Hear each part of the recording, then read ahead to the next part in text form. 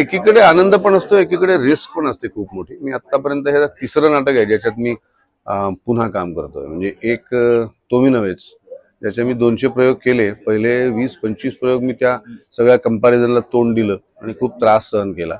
पण त्यातनं मी फाईट करून बाहेर निघालो आणि शेवटी 200 प्रयोग करून हे सिद्ध करून दिलं की नाही मी पण केलं म्हणून. फुलराणीच्या वेळेस माझा अनुभव जरासा वाईट होता. फुलराणी मी केलं ते बऱ्याच लोकांनी केलेलं होतं आणि माझी दरवेळी तुलनाच झाली. त्यामुळे त्रासदायक असतं ते फार.